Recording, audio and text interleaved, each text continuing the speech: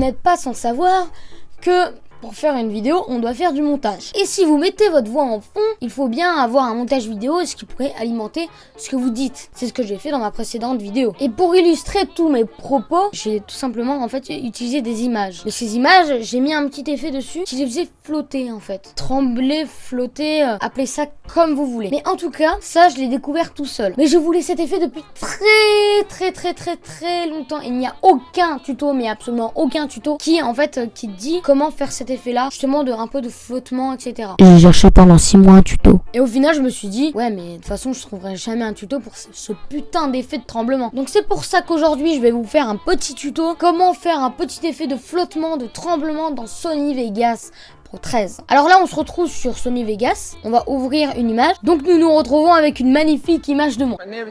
Alors ce qu'il faut déjà dans un premier temps, c'est installer un plugin. Alors, vous avez plein de tutos dans la description, enfin plein de tutos, je pense que je vais en mettre un ou deux.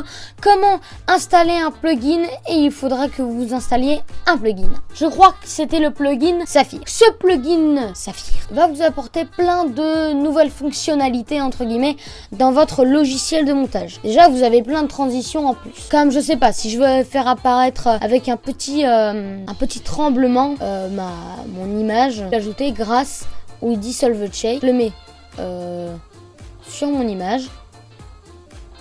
Allez, tu peux le faire. Et ça va la faire apparaître, voilà, comme ceci.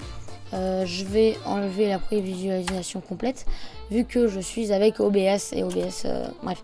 On s'en bat les couilles. Donc, nous avons fait apparaître notre image avec un tremblement. C'est déjà un bon début. Mais nous, ce qu'on veut, c'est pas une intro comme ça en tremblement. Absolument pas. Que nenni. Ce que nous voulons, c'est un espèce de tremblement. Alors, comment va-t-on faire? Déjà, si vous voulez un effet un peu plus prononcé sur votre tremblement, je vous conseille de rétrécir votre image comme cela. Pourquoi ça? Tout simplement, ça va donner en fait un peu plus d'amplitude à votre tremblement et ça a plus d'effet, tout simplement. C'est pour ça que moi, j'ai mis mes illustrations. Je les ai pas tout de suite mis direct comme ça. Je les ai rétrécis un petit peu. J'ai rajouté des particules derrière et un fond de galaxie. Comment va-t-on faire? On va dans Effets vidéo. Nous allons descendre dans les abysses jusqu'à trouver S-du-bas Shake. Une fois que nous avons trouvé cet effet vidéo, nous allons glisser comme ceci sur notre image ou notre vidéo, ça dépend. Hop là. Alors, on peut voir maintenant que mon image est un petit peu penchée et nous allons voir un peu le résultat de tout ça. Ça tremble quand même. Voilà, ça tremble vraiment beaucoup. C'est pour cela que nous n'allons pas utiliser S-Shake. Il y a une version améliorée de S-Shake. C'était juste pour vous montrer comment faire trembler une image. Maintenant, pour avoir un effet de flottement, et j'insiste par effet de flottement, nous allons utiliser S-du-bas Dissolve Shake. C'est un shake un peu plus léger. Donc nous allons le mettre sur notre vidéo. Et déjà, rien qu'avec les effets prédéfinis, on peut voir que la vidéo ne bouge absolument pas. Pour cela, il faut mettre Dissolve Amount un tout petit peu, sinon notre image, elle va disparaître. Donc, il faut mettre un tout petit peu de Dissolve Amount. Une fois que c'est activé, nous allons pour la speed, vous pouvez la mettre vers 4000. C'est vraiment très approximatif. La fréquence, vous la descendez très bas, vers les 100, les 70. Je préfère vers les 70. Ensuite, la fréquence... Ah non, merde, je me suis trompée. L'amplitude, vous pouvez la mettre très haute ou très basse. Ça dépend si vous voulez un gros effet de flottement, genre comme ça et tout. Si vous voulez un tout petit effet de flottement, c'est très léger. Donc, si vous voulez un effet de flottement plutôt léger, il faudra aller vers les 2500.